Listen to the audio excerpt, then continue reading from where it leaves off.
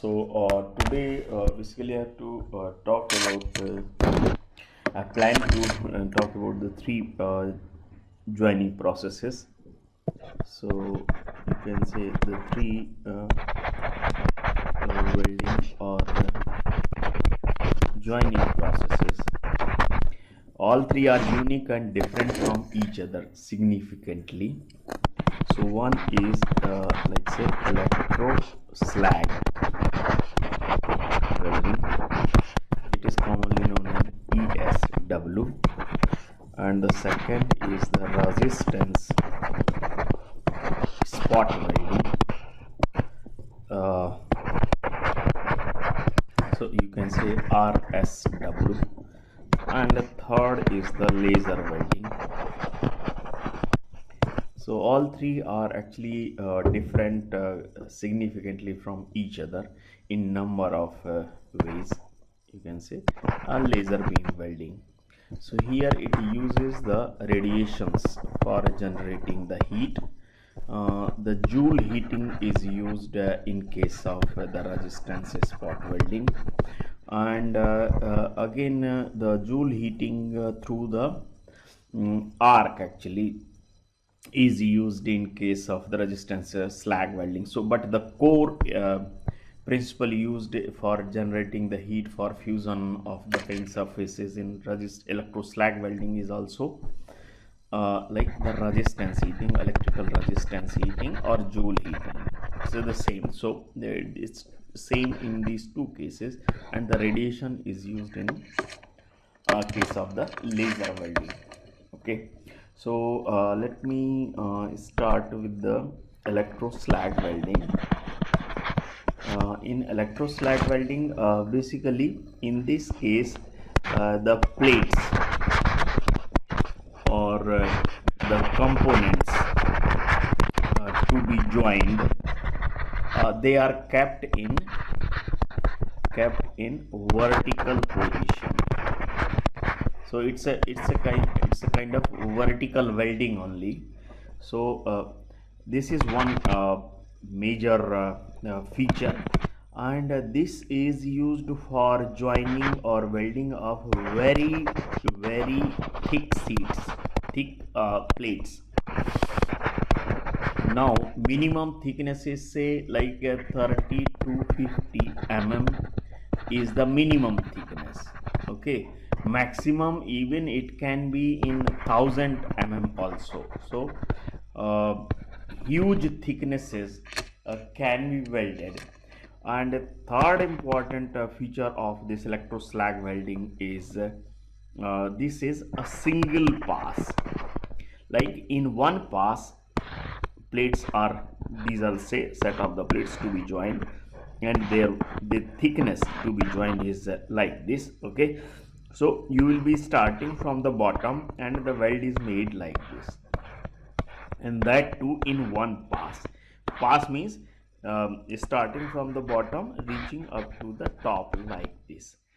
So this is a single pass welding, in which the welding the plates are kept in vertical position, and it's uphill kind, like where the weld is started from the root or the bottom.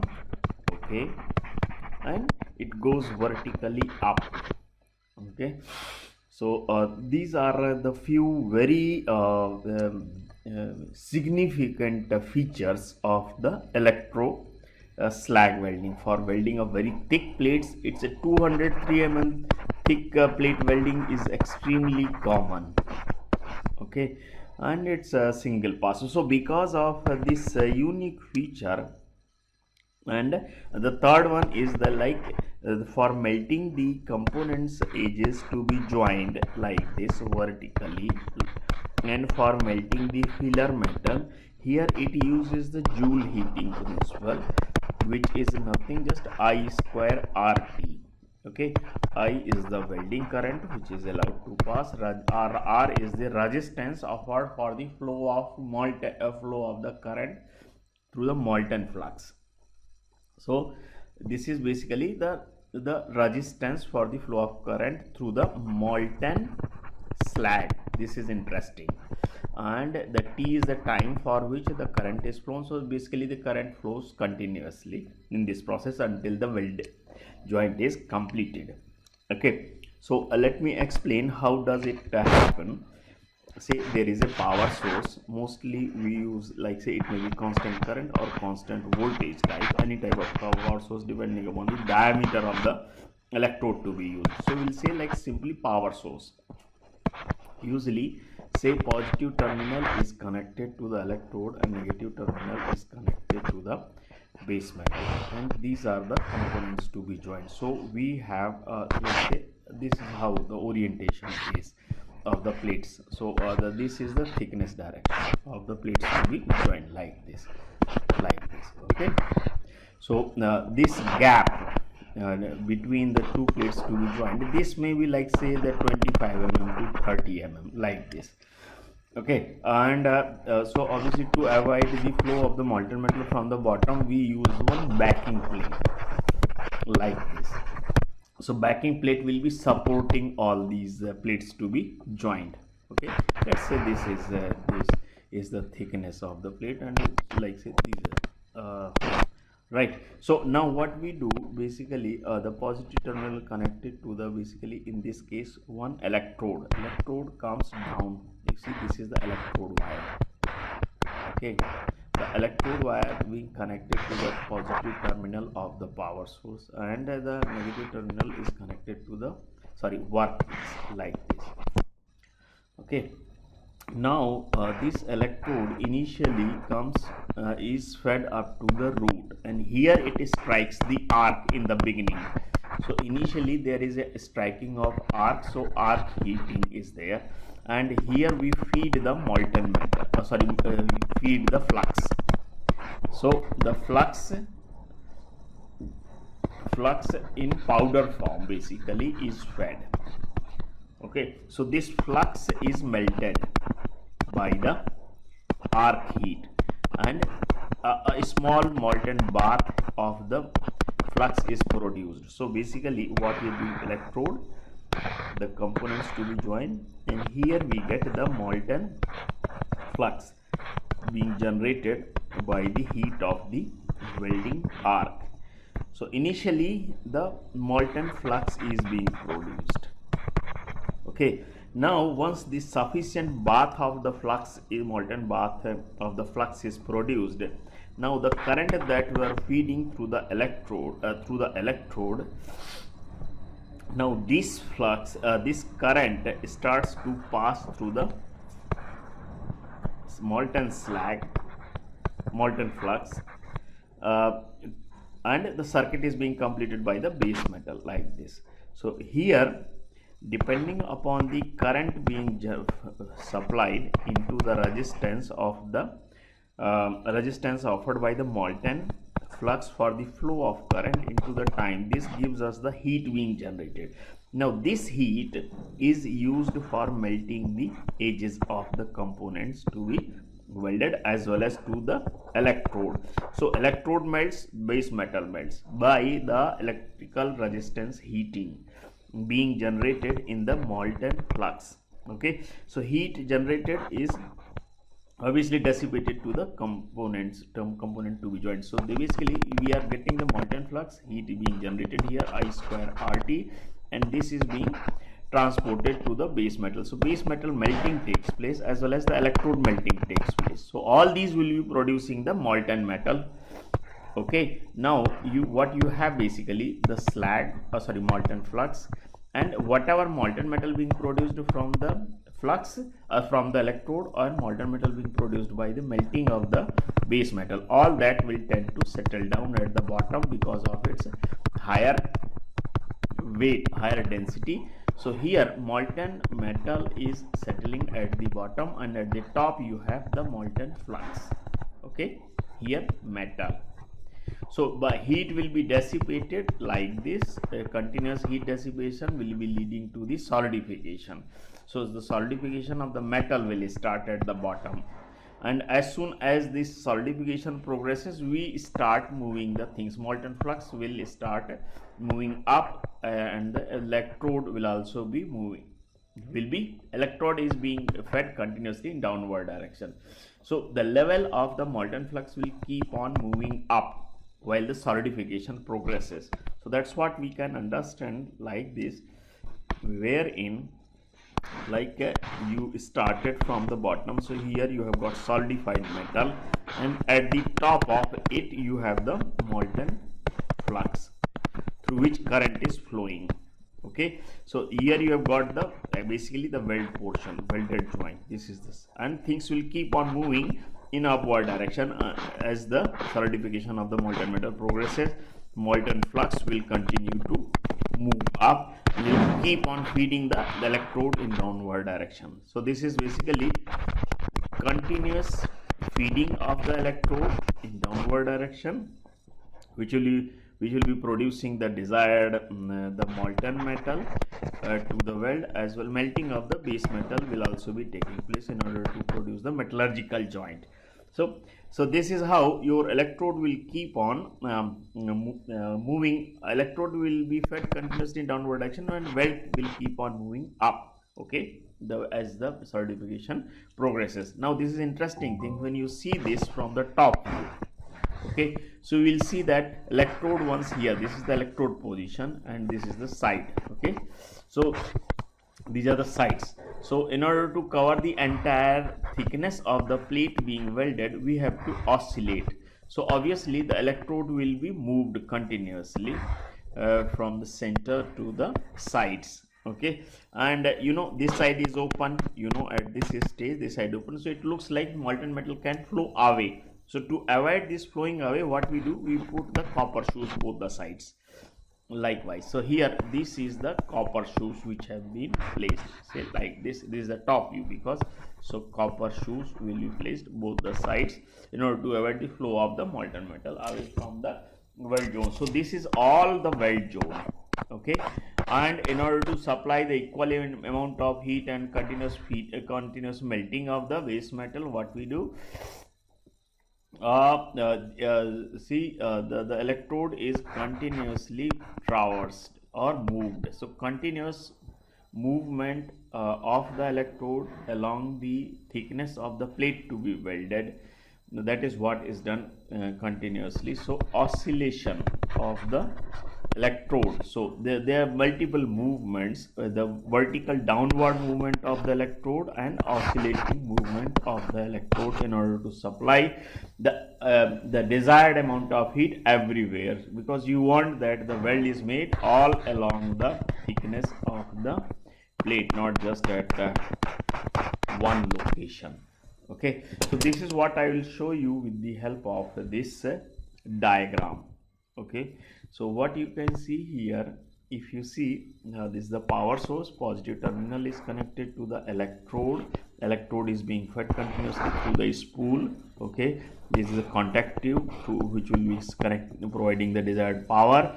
Electrode is fed like this. So here what we have, as I said, initially we will be starting with the molten flux, which will be produced by striking the arc between the electrode and the backing plate, and once the sufficient pool has been generated, the I square RT heating will be starting. Okay, so basically the heat generation for melting of the electrode as well as melting of the base metal, that will be coming from the I square RT heating only. Okay, and you can see these are the sides copper shoes in order to avoid the flow of the molten metal, and this is the direction for the thickness of the plate, and this is the vertical orientation in which the weld will be made. So if you see here the typical structure of this zone, you see, so if you just see that this typical structure of this zone detailing the solidified metal at the bottom, because of higher density it will be solidifying, then you have molten weld metal pool, and at the top of it you have molten flux with the slag. So current is flowing, and then circuit will be completed like this by the base metal connectivity. So the whatever is the resistance available for the flow of current through the molten slag layer, that will be dictating the heat resistance, the heat being generated. Below that you will have a layer of the molten metal like this. Okay, so this is how the electroslag welding works in. Basically, this is used for welding of the very thick sections. So this was about the electroslag welding, as I said. So just to concluding remark, this is a vertical welding which is performed in single pass, and I square RT heating is responsible for heat generation in this process. And you see, for joining very thick sheets, this process is used. Okay, these are the very important features. Now, because of this I square RT heat generation and gradual dissipation of the heat, the unique problem which is encountered is the rate of heat generation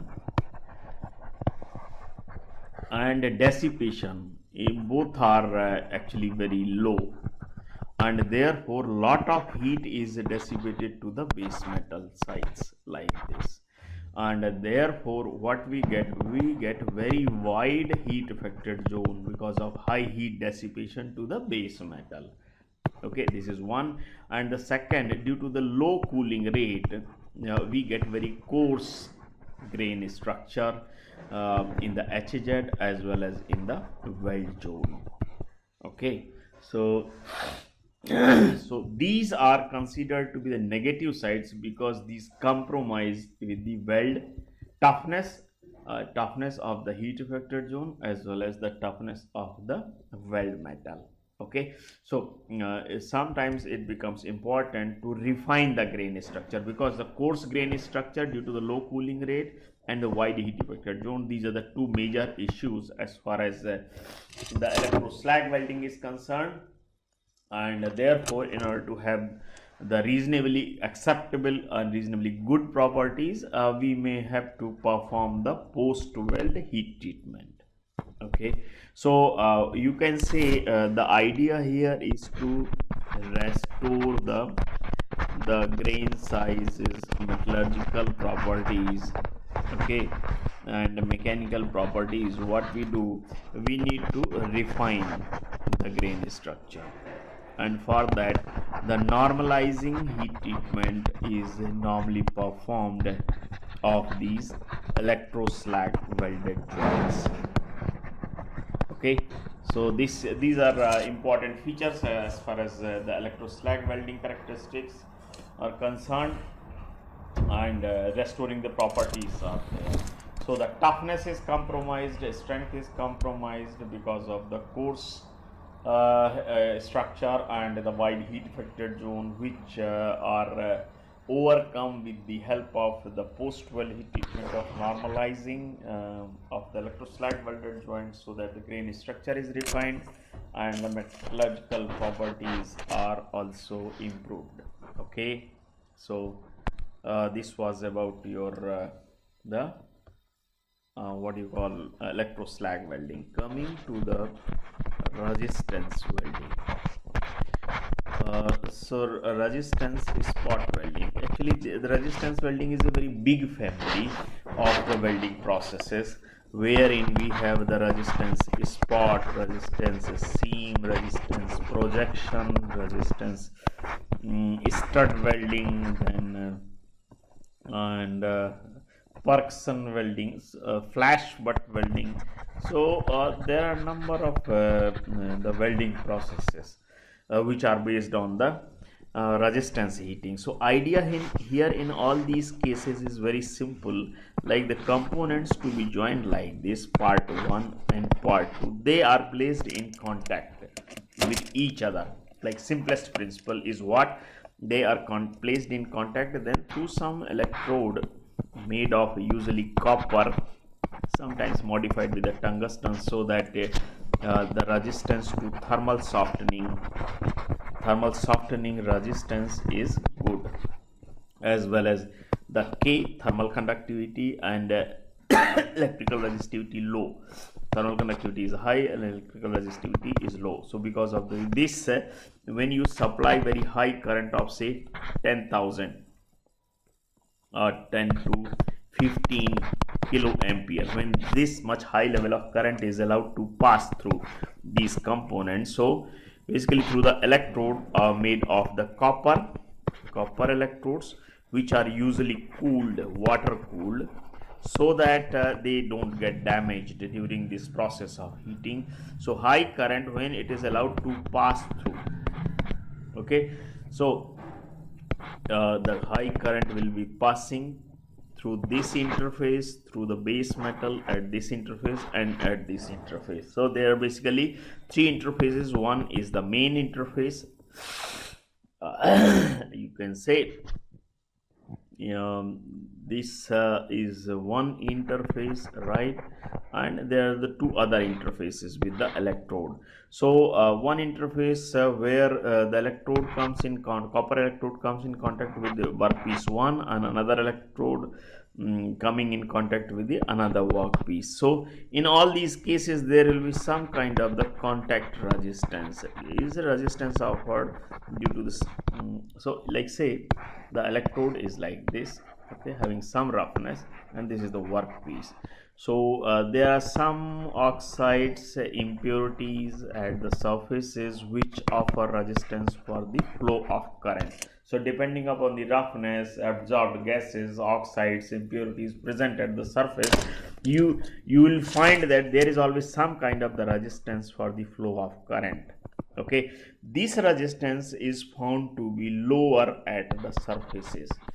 So means if your the contact resistance of the electrode with the workpiece, see this is the electrode, another electrode 1 and electrode 2.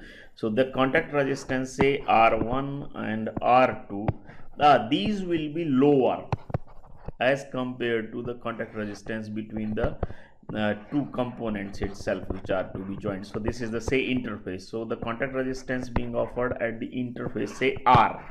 So this R at interfacial contact resistance between the two sheets to be joined, this will be significantly greater than the R1 and R2.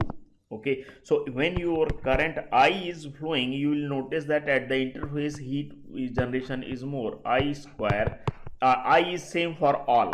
Okay, I square R1T, I square R2T, and I square RT. Okay, so T is same because you are permitting the flow of current for certain time, but the heat generation is maximum at the center and lower at these two surfaces. So so as a result of this, what will be happening, like the component one and component another, okay, so some heat generation at this surface, some heat generation at this surface, and maximum heat generation at this. So if we just try to plot the variation in temperature across the interface, so at the center you will have the maximum, here you have lower temperatures. Okay, so how can we plot it? This is how we plot going away from the interface. So here will go like this. This is how the temperature varies. Okay, and similarly here also, yes. So what it is signifying that at the interface, one side the base, say this is your due to the R2 and this is the R1 and this is the resistance due to R, okay, at the interface. So this one offers the maximum heat generation. Say here temperature is 2500 degrees centigrade, right? Here it is say 1200 degrees centigrade.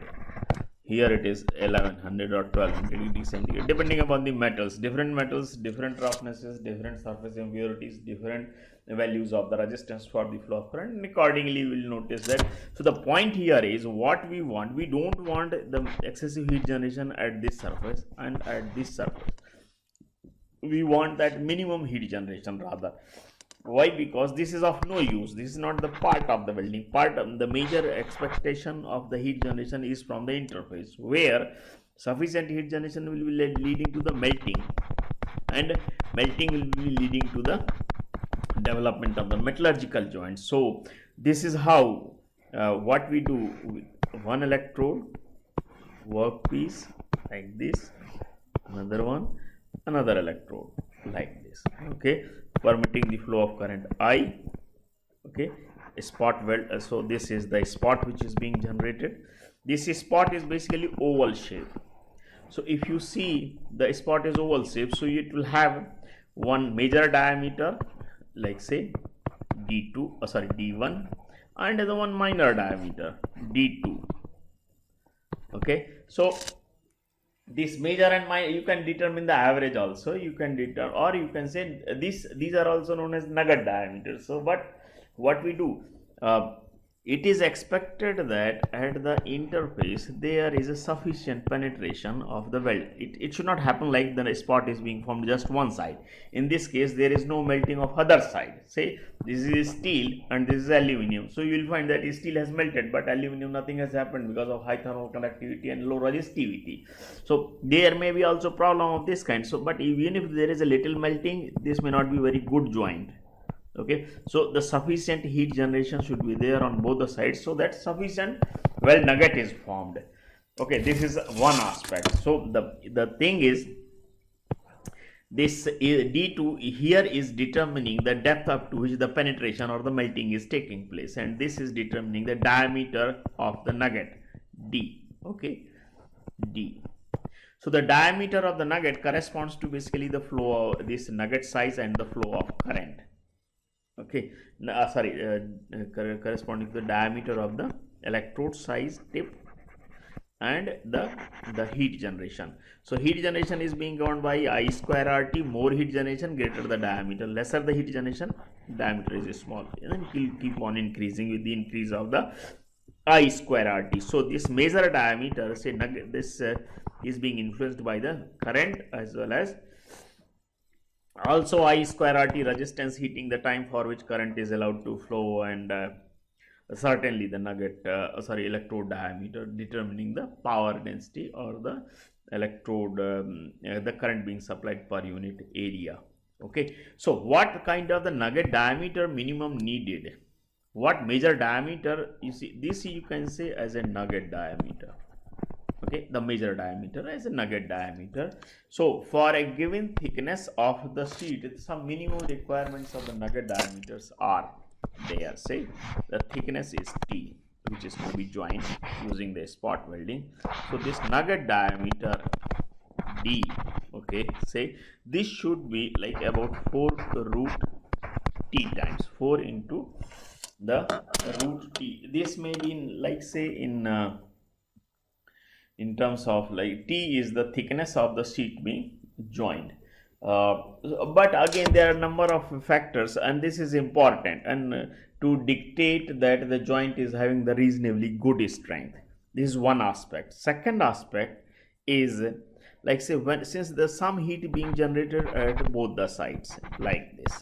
So since the electrode is applying pressure, sufficient pressure on the surface so that there is no arcing, and the current flows very firmly. So because of this pressure, because of this electrode pressure and heat generation at this at the surfaces of the component, some kind of the depression or cavity is formed like this at the, like say, at the surfaces of the component like this, and this is the like say these are the two sheets, and here your nugget is being formed like this.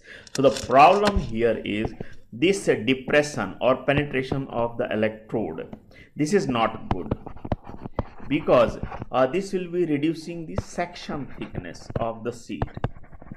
Okay, we want that this kind of the penetration of the electrode on the workpiece is minimized, otherwise it will weaken the joint strength. So what we do basically, if you perform the tensile test on this kind of the joint, there are 3 possibilities.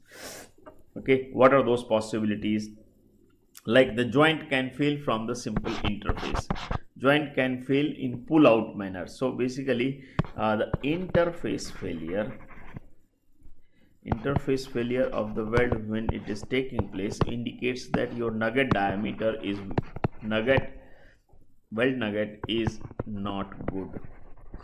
Either it is not enough, or it is of the poor mechanical properties, or there are some metallurgical issues whenever the interfacial failures take place. There is another pull out failure where one of the sheets get damaged, like say these are the two components to be joined. So the nugget remains, you see, this is nugget, so the nugget remains stable, you see, this remains stable, but the failure occurs somewhere like this of the base metal, okay, like this. So this may be due to the penetration, or penetration from the electrode, or due to the weakness. The joint is the spot is strong, but the base metal will be weak. So in that case, the nugget pull out means there is a nugget in one side remains attached, and another side it is separated. So that is the case of the nugget pull out offers much better the joint strength as compared to the interfacial failure. So these are the two broad group of the failures of the spot weld joint. So now I will show you the what kind of how the weld is made and what kind of the cycle is used here. Okay, so the next one is this. I think I have already talked about this, like through the electrode we have to supply sufficient force so that the electrode is in firm contact with the base metal to avoid the arcing, because the heavy current I will be flowing through the interface of the electrode as well as workpiece, and through this work interface of the sheets to be joined. Okay, as I have already explained, lower contact resistances at these ends. So if for a given current the heat generation is limited, and that's what it indicates the temperature variation at the interface, maximum heat generation, so you get the peak temperature. That is why this will be leading to the melting at the interface. Still some kind of the heat generation at these surfaces will be leading to the indentation or penetration.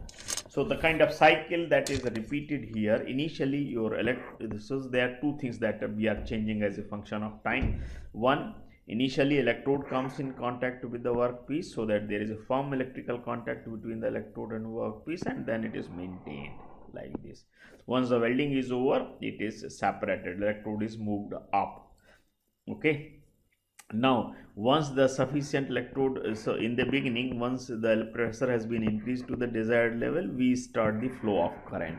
So this is indicating that the welding current is supplied. This is known as welding time. So first is the squeeze time when the pressure is increased, then we have the welding time when the current is supplied, and then once the sufficient current has been supplied, heat has been generated, will keep the joints intact under pressure, so that solidification takes place. That's the kind of hold time. So we switch off the current and still maintain the pressure, so that the solidification of the joint takes place. That's the hold time. And once everything is over, the pressure is taken off, and this is the off time. So basically squeeze time, weld time, hold time, and off time. These are the four components of the entire weld cycle, one weld cycle, and that will keep on repeating again and again. So this is one cycle, then another cycle, and then another cycle. For each spot welding, with this cycle will be repeated. Okay, so now I hope you will be able to understand and appreciate this, that in any car if you take, or a motorcycle, so in a typical car which you will see, like any brand you take in, will be having say around 4,000 to 5,000 spot welds to join the number of the components. See, these spot welds, you see, the good part is these are not most of the time visible at the surface. That's a very interesting thing, and they don't compromise with the appearance and the looks of the sheets or of the components which are being joined. Just like in fusion welding or in And the consumable arc welding process, you don't get the separate bead. This is autogeneous welding. Most of the time you take the two components, supply the heat, and through the melting and solidification you get the joint. This is a simple principle of the resistance spot welding. So it's very commonly used for the welding of all GI sheets or the steel sheets in automotive industry, in utensils, in all the components. This is extensively used for manufacturing. So the point here is, now let us take the metal consideration. If you take steel or if you take aluminum and copper, it is easy to understand that your the electrical resistivity is in increasing order, okay, and thermal conductivity is in decreasing order. So maximum thermal conductivity of copper, then somewhat lower of the aluminum, then somewhat lower of the this one, okay, of the steel. So if you consider the electrical resistivity rho or the electrical conductivity aspect, so the R will be maximum, resistance will be maximum here for steel, and minimum for this copper. So if you weld the copper or if you weld the steel, you just take these three cases. What will be your input or idea of like say the copper sheets or aluminum sheets or steel sheets?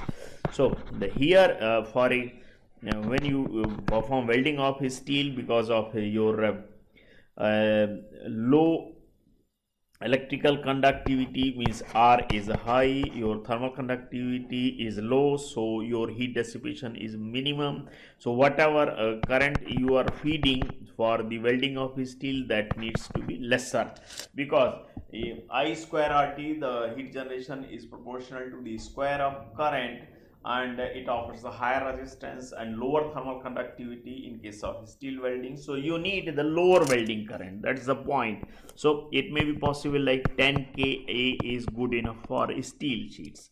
If you talk of the say aluminum welding, because of the lesser electrical resistance and the higher thermal conductivity, you need more intense heat generation, higher current value. So it is possible like you may need 20 kilo ampere and further higher 25 kilo ampere for the welding of the copper. So the point here is the electrical contact resistance or electrical resistivity of the metal as well as the thermal conductivity. These are the two very big factors affecting the welding conditions, the current and the time for which the current is to be supplied for the spot welding purpose, that will be affected significantly as far as the resistance spot welding is concerned. Lastly, I will talk about the laser welding.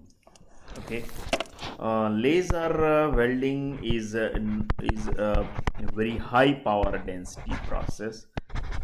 Laser beam welding is a high power density process.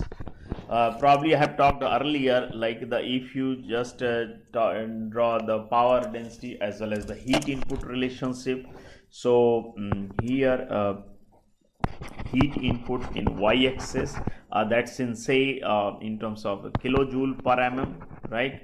So here now say changing from say 0.1, then 1, then say 10, okay, in terms of kilojoule per mm. If you see, so say gas welding, your arc welding, and your maybe TIG welding also, or your laser welding. Okay, so laser welding, power density of the laser welding is very high. It is say 10 to the power 8 watt per mm square. Here it is say 10 to the power 4, 10 to the power 3, 10 to the power 2 kind of thing. So the power density is very high in case of the laser, and higher the power density, in very less time it will be delivering lot of heat, so heat required for melting is very less in case of the laser welding, somewhat more in case of the TIG welding, furthermore in case of the your SMW process kind of thing, and further higher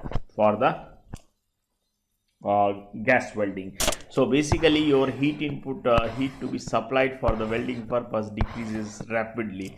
So the laser welding therefore is known as low heat input process. Okay, now since the laser is a kind of the light of particular wavelength, so there is a reflectivity issue. So the metals having the high lustrous and the high reflectivity, in those will be suffering with the reflection problem. Because of this reflection, if you supply certain amount of the power, if you give the certain amount of the power for laser welding, you will find that more than 70% has got reflected, more than 40% has got reflected. So say reflectivity of steel is low, aluminum is more. Okay, so that is why you will see that the laser welding of the aluminum will be more difficult, because whatever you supply, that gets reflected.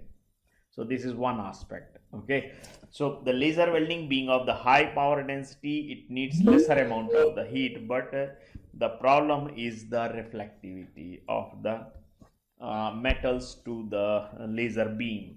Okay, so we need to do something in order to avoid this reflection.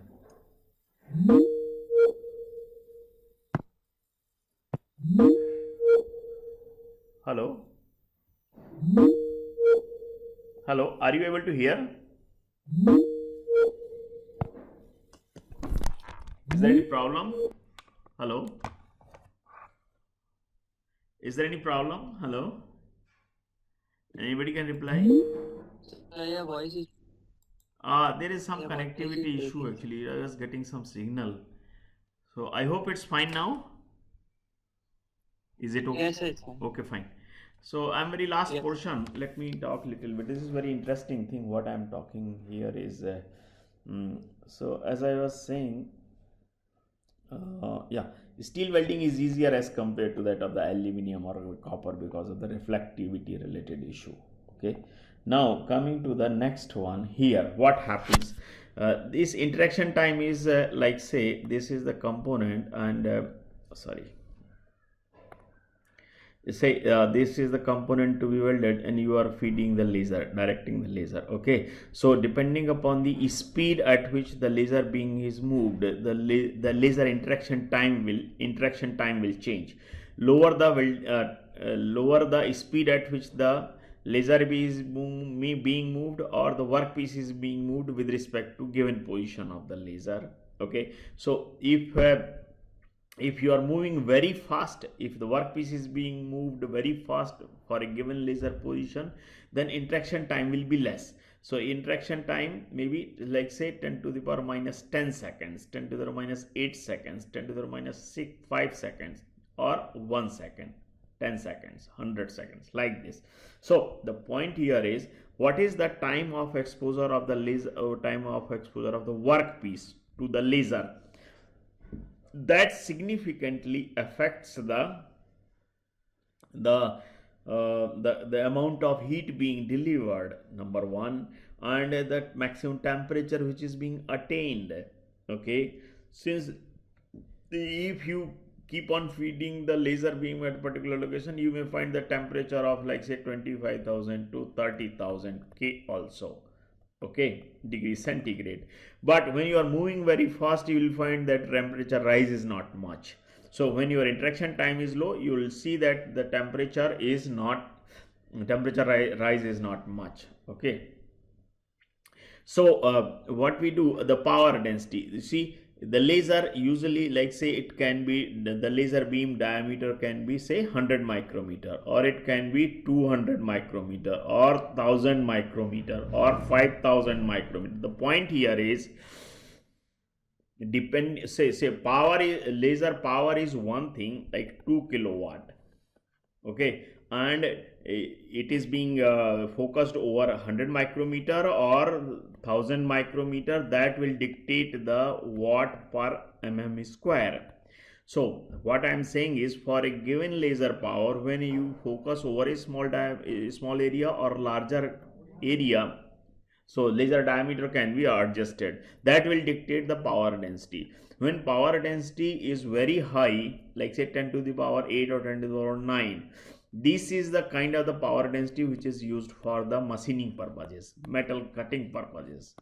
Okay, when your power density is in the band of say 10 to the power 4 to the 10 to the power 3, this is the kind of band which is used for the welding purpose or cladding purpose. So I hope you'll be getting 10 to the power 3 to 10 to the power 6 is the band for the welding purpose, that's a keyholing purpose. Okay, and for heat treatment purpose we use for the lower the power densities, like say you want to perform hardening or the bending or some other kind of operations, so for the lower density. So basically in case of the laser we have to, let's say, so in case of laser we can adjust the power density significantly by changing the laser diameter, or the diameter over which the laser is being focused, and that will be changing the power density. And depending upon the speed at which the workpiece is moved with respect to laser position, or laser is being moved with respect to the workpiece workpiece position, so that will be affecting the interaction time. We can move it very slowly or we can move it very fast, so that will dictate the interaction time. Okay, for laser welding kind of thing, like say 10 to the power 6 to 10 to the power 4 is the kind of the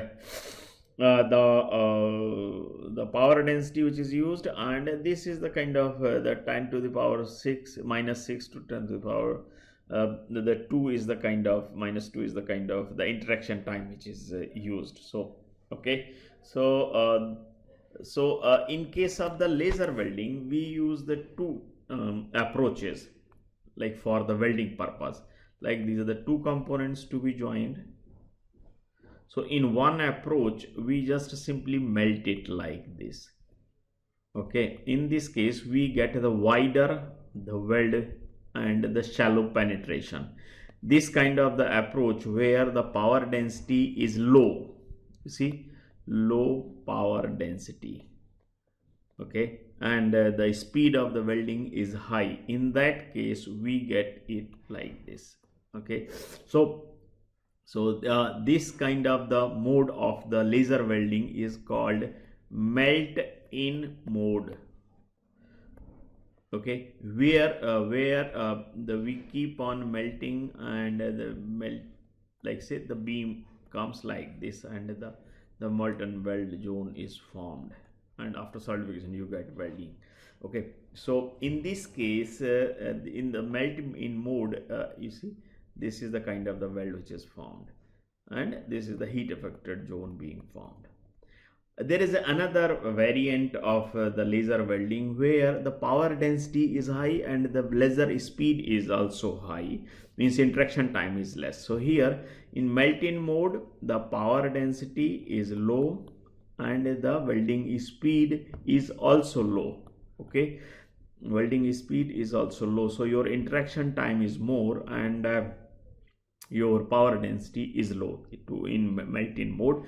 But in case of the keyhole, there is another variant of the laser welding where we use the keyhole mode, welding mode. In this case we get very narrow weld zone, very narrow heat affected zone, and very deep penetration. This is the typical feature of very high power density. Okay, that's here 10 to the power 5, 10 to the power 6, and a very low very high welding speed. So high power density and high the welding speed, giving you the shorter interaction time. Okay, that's the kind of combination which is used for keyhole mode. Keyhole mode offers the deep penetration and the narrow heat affected zone. Okay, this is different as compared to that of the melt-in mode. But the melt-in mode is primarily used for welding of thin sheets, say 2 mm, 3 mm or so. But for welding of thick sheets, we like say greater than usually 5 mm, the keyhole mode is used in laser welding. Okay, so thicker sheets we use the keyhole mode, and for thin sheets we use the melt-in mode. Now it is very interesting how the keyhole is being formed. So the keyhole is formed due to the certain things, like whatever the heat, since heat generation is very intense, very high power density, so the molten metal which is being produced will get evaporated. So these gases will be moving up, as well as these will be pushing the molten metal towards the sides, and that's how the hole is generated. So the molten metal is being produced like this, and it is being pushed. So you need a very good combination of the heat generation, power density, laser speed, or the laser interaction. These three things will be dictating the sufficient the vapor pressure inside the keyhole. So these vapors will keep on pushing the molten metal towards the solid base metal walls. Okay, that's what you can see here. So this is the like the vapor pressure pushing the molten metal towards the solid wall, keeping the, and that's how the keyhole is being produced. And at the end, if you just switch off the laser suddenly, your hole will be left in the weld joint.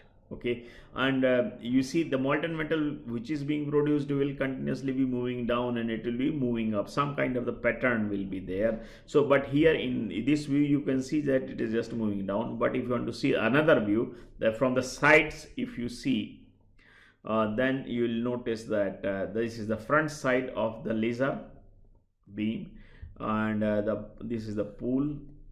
Okay, and in the pool the kind of flow of the molten metal, that usually here you will have high temperature, and boundary you will have the low temperature. That's why you will see that the particular flow pattern you will be able to see in the weld pool. That's what I have shown here. So this is about the keyholing aspect, and this is particularly used for welding of the thick sheets usually greater than 5 mm. Okay, I think that's all for the day.